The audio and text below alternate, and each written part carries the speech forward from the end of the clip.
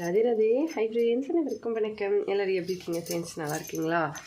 இன்றைக்குமே ஒரு கடை பார்க்குறதுக்கு தான் போகிறோம். வீடு கடை தினமும் சுற்ற வேண்டியிருக்கு. சரி, இப்போ காலையில் கிளம்புறோம். அதான் அந்த ஏரியாவில் ஜாஸ்தி ரேட்டு சொன்னதுனால இது வந்து வேறு ஊர். அந்தளவுக்கு டெவலப் இல்லைனாலும் ஓரளவுக்கு ஓகே. அட்வான்ஸ்லாம் இங்கே எவ்வளோ கேட்குறாங்கன்னு தெரியலை. சரி, அங்கேயும் போய் பார்த்துட்டு வரலாம். அந்த பேர் வந்து ஊரோட பேர் வந்து நீமாப்படா அப்படின்னு சொல்லுவாங்க. இப்போ தான் பார்க்குறேன். இப்போ காலையில் வேலையெல்லாம் முடிச்சுட்டேன். வெளியே வந்து வெயில் காலம் ஆரம்பித்த உடனே 7 மணிக்கே நல்லா வெயில் வர ஆரம்பிச்சிருச்சு. நானும் சரி விளக்கு வந்து கரெக்டாக எரியுதான்னு பார்த்துட்டு அதுக்கப்புறமா பகவத்கீதை படிச்சுட்டு அதுக்கப்புறமா வந்து கிளம்பலாம் அப்படின்னு சொல்லிட்டு நான் ஃபஸ்ட்டு என்னோடய வேலையெல்லாம் முடிச்சிட்டேன். பசங்களுக்கு டியூஷனுக்கு அனுப்பியாச்சு. அவன் டியூஷன் கிளம்புன அப்புறமா குளிச்சுட்டு ரெடி ஆகிட்டு வந்தோம். இந்த ஸ்வீட் வந்து நேற்று வரும்போது வாங்கிட்டு வந்தோம். ஆக்சுவலாக சின்ன போடும் அப்படின்னு சொல்லி இந்த ஸ்வீட் சொல்லுவாங்கன்னு நான் நிறைய வீடியோவில் சொல்லியிருந்திருப்பேன். இது வந்து 200 ரூபாய்க்கு வந்து வாங்கிட்டு வந்தோம். இதை வந்து கட் பண்ணி வெளியே வச்சுட்டேன். பசங்க வந்து காலையிலே அவன் சாப்பிட்ருந்தாங்க. வந்த அப்புறமா 2 பேரும் கொஞ்சம் கொஞ்சம் சாப்பிட்டுப்பாங்க அப்படின்னு சொல்லிட்டு தனியாக கட் பண்ணி வச்சுட்டேன். ஏன்னா பெருசாக இருக்கிறதுனால பசங்க அவ்வளோ எடுத்து அவங்க சாப்பிட மாட்டாங்க. அதனால் கட் பண்ணி கொஞ்சமாக வச்சுட்டு அதுக்கப்புறம் கிளம்பணும். ரெடி ஆகிடுச்சு, கிளம்புறோம். ஆக்சுவலாக வந்து எல்லாமே முடிஞ்சுது. ஹஸ்பண்ட் வந்து ரெடி ஆகிட்டாரு.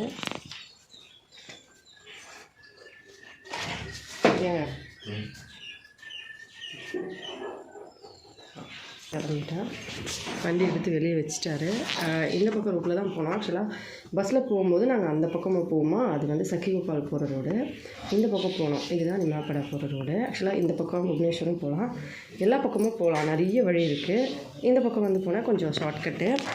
நேற்றும் அதே மாதிரி ஷார்ட்கட் வரும்போது லைவ் பண்ணியிருந்தேன், பார்த்துருப்பீங்க. அது மாதிரி தான் இதுவும் ஷார்ட்கட்டு. வரும்போது அந்த வீடியோ நான் போட்டிருந்தேன், நேற்று வீடியோவில் பார்த்துருப்பீங்களா, அந்த மாதிரி தான் ஏரியா ஃபுல்லாகவே. இப்போ இந்த பக்கம் தான் கிளம்ப போகிறோம். புவனேஸ்வர் அளவுக்கு டெவலப்பான ஏரியா இல்லைனாலும் ஓரளவுக்கு ஓகேவாக இருக்கிற ஏரியா அப்படின்னு சொல்லலாம். தெரியுதா, தண்ணி இருக்குது. அதை வந்து காய வைக்க போகிறாங்க. காய வச்சு மறுபடியும் பெருசாக பண்ண போகிறாங்களாம். நைட்டு ஃபுல்லாக லைட் எரிஞ்சிட்ருக்கு, மீன்லாம் இருக்குது. அதனால் யாராச்சும் எடுத்துகிட்டு போயிடுவாங்கன்னு சொல்லி இப்போ இந்த பக்கம் ரூட்டில் வந்து கிளம்ப போகிறோம். வீட்டிலேருந்து கிளம்பியாச்சு. இந்த பக்கம் வயல்வெளிகள்லாம் தான் வந்து ஹஸ்பண்டோட வயல்வெளியெல்லாம் இந்த பக்கம் தான் இருக்குது. ஆக்சுவலாக லேடிஸ்லாம் மோஸ்ட்லி வரமாட்டாங்க, ஜென்ஸுங்க மட்டும் தான் வயல்வெளியில் வேலை பார்ப்பாங்க. கொஞ்சம் வயசானவங்க, அதுக்கப்புறம் ஒரு சிலர் வந்து செய்வாங்க. எல்லோரும் வரமாட்டாங்க. நாங்கள் வந்து இங்கேருந்து கிளம்பும் போது இந்த பக்கம் ரைட் சைடில் வந்து நிலங்கள் இருக்குது அப்படின்னு சொல்லுவாங்க. ஆக்சுவலாக கொஞ்சம் தூரம் வந்துக்கிட்டே இருந்தால் திடீர்னு பார்த்தா நடு ரோட்டில் வந்து குள்ளநரிங்க போய்கிட்டு இருந்தாங்க.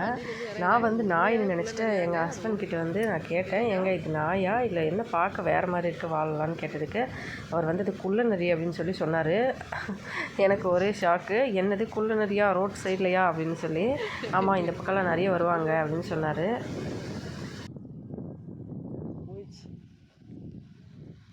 இதுதான் இந்த பக்கம் நிறைய வந்து வரும். ஆக்சுவலாக அது தெரியுதா,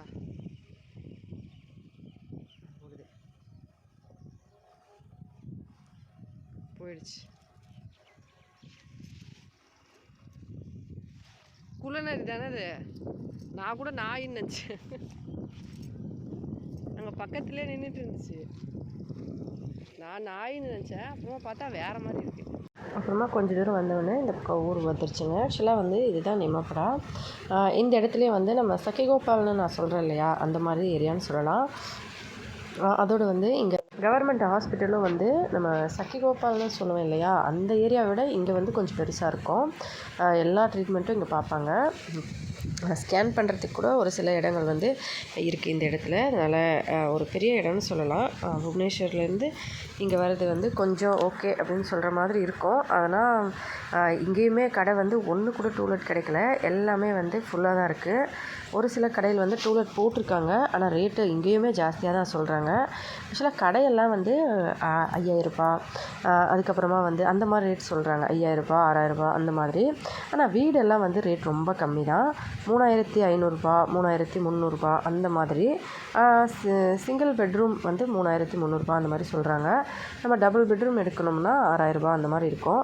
அட்வான்ஸ் மட்டும்தான். இந்த கடைக்குமே இங்கேயுமே கூட 1 லட்ச ரூபா கேட்குறாங்க. நான் என்னங்க இது இப்படி இருக்கேன் அப்படின்னு கேட்டேன். ஏன்னா கடைக்கு மட்டும்தான் வந்து வாடகை வந்து 5000 6000.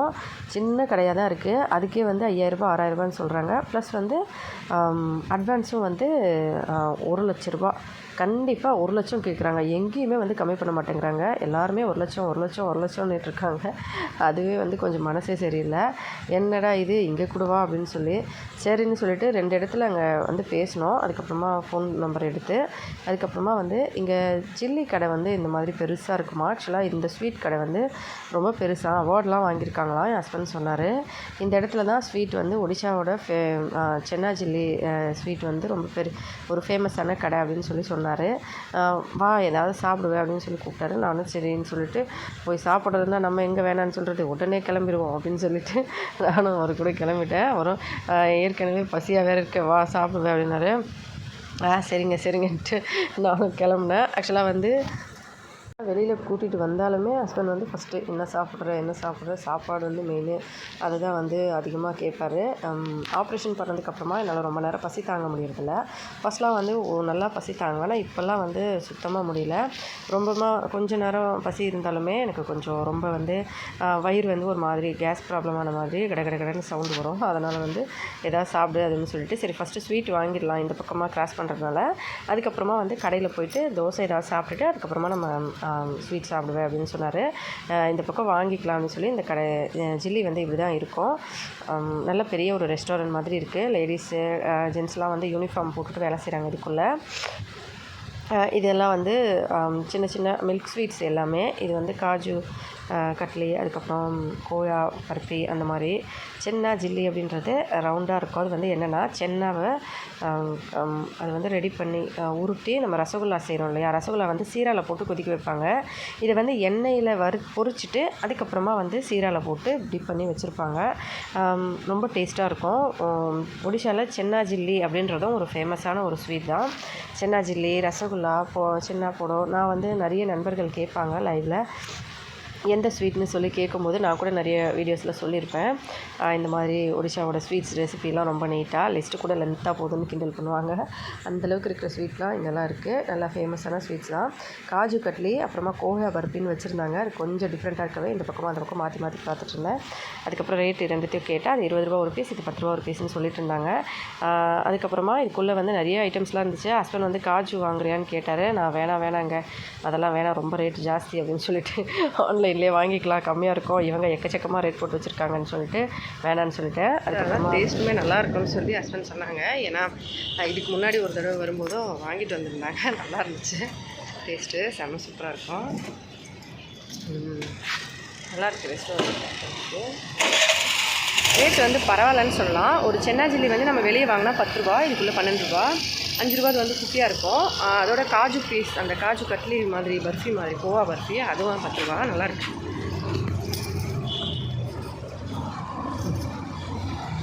ஓகே.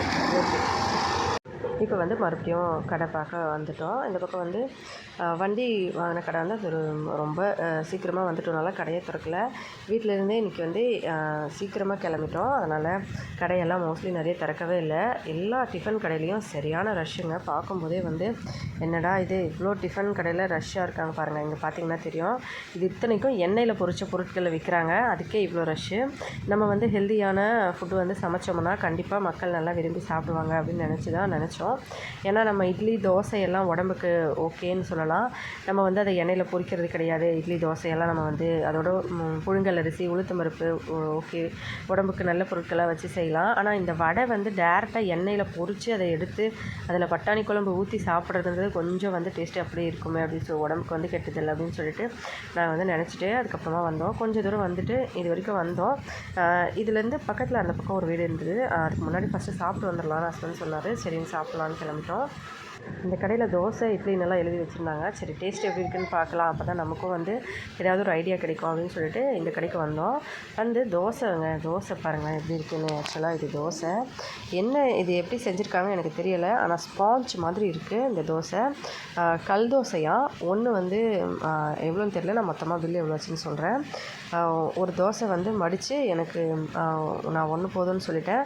ஹஸ்பண்ட் வந்து 2 தோசை ஃபஸ்ட்டு எனக்கு வாங்கிட்டாரு. நான் வேணாம், எனக்கு எப்படியும் வந்து சென்னா ஜில்லி சாப்பிட்ணும், அதனால் வந்து எனக்கு ஒன்று போதும்னு சொல்லிவிட்டு அவருக்கு 2 கொடுத்துட்டு நான் 1 சாப்பிட்டேன். ஆக்சுவலாக அது என்ன கொடுத்துருக்காங்கன்னா, ஒரே ஒரு கல் தோசைங்க. அதை 4ஆ மடித்து கொடுத்து அதில் வந்து பட்டாணி குழம்பு, கொஞ்சமாக தேங்காய் சட்னி, அது கூட வடை வந்து தனியாக வாங்கினது எல்லாத்தையும் சேர்த்து தான் சாப்பிட்டோம். பட்டாணி குழம்பு வந்து ரொம்ப இட்லிக்கு தோசைக்கு வந்து எனக்கு தெரிஞ்சு நல்லா இருக்காதுன்னு நினைக்கிறேன். ஏன்னா ஒடிஷாவில் வந்து இந்த மாதிரி செய்வாங்க. ஆனால் டேஸ்ட் வந்து எனக்குமே பழகிடுச்சு நான் வந்த அப்புறமா. ஆனால் வந்து இட்லி தோசைக்கு அப்படின்னாலே நமக்கு சாம்பார் தானே அப்படின்னு சொல்லிட்டு சரி சாப்பிட்டாச்சு. அதுக்கப்புறம் பக்கத்தில் வந்து வீடு டூலெட் போட்டுருந்தது. அதுக்குள்ளே போய் பார்க்கலான்னு சொல்லி வந்தோம். ஆக்சுவலாக நம்பர் நோட் பண்ணி கால் பண்ணால் அவங்க வந்து உள்ளே வாங்க, இந்த பக்கம் வாங்க, அந்த பக்கம் வாங்கன்னு சொன்னாங்க. ஆக்சுவலாக அவங்க வீட்டில் இல்லை, வெளியூரில் எங்கேயும் இருக்காங்க போல். வீட்டு எதிரிலலாம் நல்லா சூப்பராக இருந்துச்சு, கார்டனிங் ஏரியா மாதிரி. அதோட நிறைய மரம் செடி கொடியெல்லாம் இருந்தது, சப்போட்டாலாம் இருந்தது. வா சூப்பராக இருக்கே அப்படின்னு சொல்லிட்டு நினச்சேன். அப்போ ஹஸ்பண்ட் வந்து ஃபோன் பண்ணி கேட்டார். அவங்க வந்து என்ன சொன்னாங்கன்னா, உள்ளுக்குள்ளே வர சொன்னாங்க. உள்ளுக்குள்ளே வந்து பார்த்தா தான் தெரியுது அவங்க வந்து ஃபர்ஸ்ட் ஃப்ளோருன்னு சொல்கிறாங்க அப்படின்னு சொல்லி. நாங்கள் வந்து கிரவுண்ட் ஃப்ளோர் தான் கேட்டோம். அம்மாவுக்கு வந்து ஆக்சுவலாக மூட்டு வந்து வலி இருந்துச்சு. நான் வந்து சென்னையில் இருக்கும்போது ஒரு 10 வருஷமா இல்லை, ஒரு 7-8 வருஷம் இருக்கும்.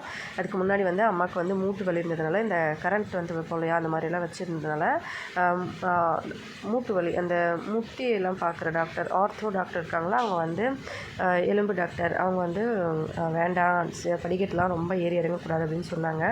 நாங்கள் வந்து ஃபஸ்ட்டு இந்த வீடா அப்படின்னு கேட்டுட்டு ஹஸ்பண்ட் கேட்டார், இந்த பக்கம் ஒரு ரூம் இருக்கானா. அவங்க இல்லை, மேலே வாங்கன்னு சொன்னோடனே அப்படியே மேலேயா அப்படின்னு சொல்லிட்டு சரி ஓகேன்னு சொல்லி ஹஸ்பண்ட் வந்து அப்போவே சரி என்ன பண்ணலான்னு என்ன கேட்டார்.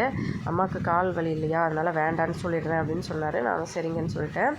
அவர் அங்கேருந்து வேண்டான்னு சொல்லிட்டு வந்தார். அதுக்கப்புறமா அங்கேருந்து 2-3 இடம் பார்த்தோம். எல்லாருமே வந்து வாடகை ஓகே, ஆனால் வந்து அட்வான்ஸ் மட்டும் 1,00,000, 70,000, 80,000 அந்த மாதிரி சொன்னாங்க. அதுக்கப்புறமா ஹஸ்பண்ட் வந்து இங்கே இன்னொரு அண்ணா இருக்காங்கன்னு சொன்னோம் இல்லையா, அன்றைக்கி வண்டி வாங்க வரும்போது அவங்கக்கிட்ட நான் பேசியிருக்கேன். அவங்க 2-3 இடம் இருக்குதுன்னு சொல்லியிருக்காங்க. அவங்க நாளைக்கு வர சொல்லியிருக்காங்க. நாளைக்கு நான் வந்து பார்க்குறேன் அப்படின்னு சொன்னார். நானும் சரிங்க நீங்கள் வந்து பாருங்கள் அப்படின்னு சொல்லிட்டு, ஏன்னா நாளைக்கு அம்மாவும் வந்துடுவாங்க, நானும் வர முடியாது. அதனால் ஹஸ்பண்ட் வந்து காலையில் நான் போய் அம்மாவை கூட்டிகிட்டு வந்து வீட்டில் விட்டுட்டு அதுக்கப்புறமா நான் வரேன் அப்படின்னு சொன்னார். சரின்னு சொல்லிட்டு வரும்போது வழியில் வெள்ளரிக்காய் விற்றுட்டு இருந்தார் ஒரு தாத்தா. எவ்வளோன்னு கேட்டதுக்கு 40 ரூபான்னு சொன்னார் 1 கிலோ. சரின்னு சொல்லிட்டு அவர் என்ன சொல்கிறாருன்னா, பக்கத்தில் மார்க்கெட்டில் வந்து 50 ரூபாயாம், இவர் 40 ரூபான்னு சொன்னோடனே நான் வந்து 30 ரூபா கொடுத்து தான் நான் வாங்கிட்டு வந்தேன்னு சொன்னதுக்கு 40 ரூபா, ஏன்னா மார்க்கெட்லேயே வந்து 50 ரூபா வழங்கா மார்க்கெட்டில் அப்படின்னு சொல்லி சொன்னார். நானும் சிரிச்சிட்டு சரின்னு சொல்லிட்டு வாங்கிட்டு அங்கேருந்து கிளம்பிட்டோம். வழி ஃபுல்லாக இந்த மாதிரி தான் வயல்வெளி ஃபுல்லாக இருக்கும். ஆனால் அந்த ஏரியா மட்டும், அந்த சிட்டி ஏரியா மட்டும் கொஞ்சம் நல்லாயிருக்கும். அந்த இடத்துல நிறைய பேங்க்லாம் இருக்குது, ப்ளஸ் வந்து ஷோரூம் எல்லாமே இருக்குது தான். கடை வச்சா நல்லா ஓடும். ஆனால் அட்வான்ஸ் இங்கேயுமே 1,00,000 ரூபா கேட்பாங்க. நான் அக்செப்ட் பண்ணவே இல்லை. சரி பார்க்கலாம் நாளைக்கு ஹஸ்பண்ட் வந்து என்ன பண்ணுறாருன்னு சொல்லி. அதோட புவனேஸ்வர்லேயும் அவங்க வந்து வர சொல்லியிருக்காங்க 10ஆம் தேதி. 2 இடத்துலையும் பார்த்துட்டு எப்படியும் இந்த வீக்குள்ளே ஓகே பண்ணிடணும். இந்த இடம் பாருங்கள் எவ்வளோ சுத்தம் பண்ணியிருக்காங்க. இதுதான் எங்கள் ஊர் பலங்கா மார்க்கெட். இதுக்கு முன்னாடி நான் வீடியோ எடுக்கும்போது எப்படி இருந்தது கடை மார்க்கெட்லாம் ஃபுல்லாக. இப்போ பாருங்களேன் எல்லாம் காலியாக இருக்குது. ஏன்னா இந்த இடத்துல திருவிழா நடக்க போகுது.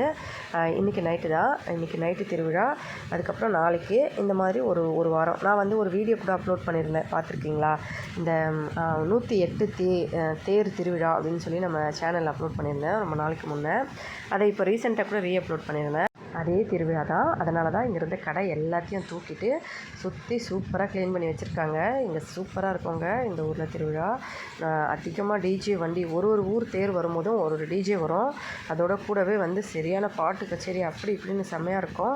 தொடர்ந்து வந்து ஒரு 2 மணி நேரம் போல் பட்டாசு கண்டினியூவாக வெடிப்பாங்க. அதை அப்படியே கட்டி விட்டுருவாங்க, அது பாட்டுக்கு வெடிச்சிக்கிட்டே இருக்கும். இந்த மாதிரி நிறைய வான வெடிக்கை இந்த மாதிரியெல்லாம் நிறைய பண்ணுவாங்க இந்த இடத்துல. ரொம்ப வந்து சூப்பராக இருக்கும் பார்க்குறதுக்கு. ஆக்சுவலாக நைட்டில் நடக்கிறதுனால லேடிஸ்லாம் மோஸ்ட்லி வர மாட்டாங்க. ஆனால் எங்கள் ஓரக்குத்தி வந்து எங்கள் பக்கத்தில் சொந்தக்கார வீட்டு இருக்காங்க, அவங்க வீட்டுக்காரன்னு சொல்லி, அவங்க வீடு இருக்குதுன்னு சொல்லிட்டு அவங்க வந்து அவங்க வீட்டுக்காரோடு வருவாங்க. ஸோ அவங்க வீட்டில் இருந்து போய் பார்ப்பாங்க. பாருங்கள் இங்கே தான் சிவபெருமான் கொண்டு வந்து வைப்பாங்க. இந்த கோவில் மாதிரி வச்சுருக்காங்க இல்லையா அந்த இடத்துல. அதுக்கப்புறமா இந்த இடம் ஃபுல்லாகவே அந்த கடை எல்லாமே எடுத்துகிட்டு இருக்காங்க. நாங்களும் சரின்னு பஜார் வந்துட்டு கொஞ்சமாக காய்கறி எல்லாம் வாங்கிட்டு கிளம்பிடலாம் அப்படின்னு சொல்லிட்டு இங்கே வந்து வண்டியை நிறுத்திட்டு உள்ளே மார்க்கெட் உள்ளே வந்து காய் வாங்கலான்னு பார்த்தா வெளியில் இருந்த கடை எதுவுமே இல்லைனால உள்ளுக்குள்ளெல்லாம் ஃபுல்லாக சுற்றி அந்த பக்கமாக வச்சுருக்காங்க மார்க்கெட் உள்ளே.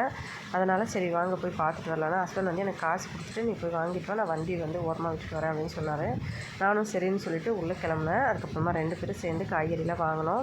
என்னென்ன காய்கறியெல்லாம் வாங்கணும்னு சொல்லிட்டு இதுக்கப்புறம் இன்னொரு வீடியோவில் அப்லோட் பண்ணுறேன். அதோட ஒடிஷாவில் வெஜிடபிள் வெஜிடபிள்ஸ்லாம் ரேட் எப்படி இருக்கும்னு சொல்லி நிறைய நண்பர் கேட்டாங்க. காய்கறி எல்லாம் வாங்கிட்டு வீட்டுக்கு வந்தாச்சு. எங்கள் ஊர் பக்கத்தில் எங்கள் ஊர் தான். இந்த குளம் தெரியுதுங்களா, சின்ன குளம், அந்த பக்கம் பெரிய குளம். தண்ணி வந்து ஃபுல்லாக தான் இருக்குது. அதை க்ளீன் பண்ணிகிட்ருக்காங்க. நான் காலையிலேயே காமிச்சேன் இல்லையா, அது இந்த பக்கம் சின்னது, அந்த பக்கம் பெருசு. அவ்வளோதான், வீட்டுக்கு வந்தாச்சு. இப்போ எல்லா காய்கறியும் டிக்கிலே போட்டதுனால என் ஹஸ்பண்ட் வந்து ஒரு பேக் ஃபுல்லாக எல்லா காயும் இந்த டிக்கிக்குள்ளே பிடிக்குது அப்படின்னு சொல்லி சிரிச்சிட்டே வந்தார். வீட்டுக்கு வந்த அப்புறமா பசங்க வந்து விளையாடிட்டு இருந்தாங்க. ஃபுல்லாக எல்லாத்தையும் அந்த பக்கம் இந்த பக்கம் ஒன்று போட்டு வச்சுருந்தாங்க. நான் வந்து எல்லாத்தையும் எடுத்து சுத்தம் பண்ண சொன்னோன்னே எல்லோரும் சுத்தம் பண்ணாங்க. நானும் வந்து கொஞ்சம் ஃப்ரெஷ்ஷப் ஆகிட்டு வந்தேன். ஹஸ்பண்டும் ஃப்ரெஷ்ஷப் ஆகிட்டு வந்து அதுக்கப்புறமா சமைக்கலாம் அப்படின்னு சொல்லி பார்த்தா கொஞ்சம் ரொம்ப டயர்டாக இருந்தது. ஏன்னா காலையிலே வந்து கிளம்பிட்டோம் சீக்கிரமாக. ப்ளஸ் வரும்போது சரியான வெயில். சரி கொஞ்சம் நேரம் ரெஸ்ட் எடுத்துகிட்டு அதுக்கப்புறமா வந்து சமைக்கலாம் அப்படி பண்ணேன். இப்போ வந்த உடனே பாப்பா எங்கன்னு கேட்டு 2 பேரும் ஓட ஆரம்பிச்சிட்டாங்க. அவங்க வீட்டு ஃபுல்லாக என்ன பண்ணி வச்சுருக்காங்க. இப்போ வந்த உடனே இப்போ அவங்களே தான் சுத்தம் பண்ணுவாங்க. நான் வந்து மோஸ்ட்லி பசங்களுக்கு எல்லா வேலையும் சொல்லி கொடுத்துருக்கேன். ஒரு 10 நிமிஷம் ரெஸ்ட் ஆச்சு. அது ரெஸ்ட் எடுத்தாச்சு. இப்போ வந்து சமையல் ஆரம்பம் பண்ண வேண்டியதான். என் பையன் வந்து பெருக்கிறாங்க, சுத்தம் பண்ணுவாங்க எல்லாத்தையும் எடுத்துகிட்டு. சின்ன பசங்கன்றதுனால அவங்க வேலையை நம்ம அவங்களுக்கே சொல்லிக் கொடுக்கணும். இப்படி தான் இருக்கணும், அப்படி தான் இருக்கணும், இப்படி தான் பண்ணணும்னு சொல்லிட்டு அப்படின்னு சொல்லி எல்லா வேலையும் மோஸ்ட்லி சொல்லிக் கொடுப்பேன். அவங்க துணியெல்லாம் மடித்து வைக்கிறது, சுத்தமாக வச்சுக்கிறதெல்லாம். ஆனால் எப்பவுமே நம்ம வெளியில் இருக்கும்போது சின்ன பசங்களுக்கு எதுவும் தெரியாது. விளையாட்டுத்தனத்தில் எல்லாம் குப்பை பண்ணிடுவாங்க, வீடு ஃபுல்லாக அப்படி போட்டு வச்சுருவாங்க. அதுக்கப்புறம் சொன்ன அப்புறமா அவங்க வந்து க்ளீன் பண்ணிடுவாங்க.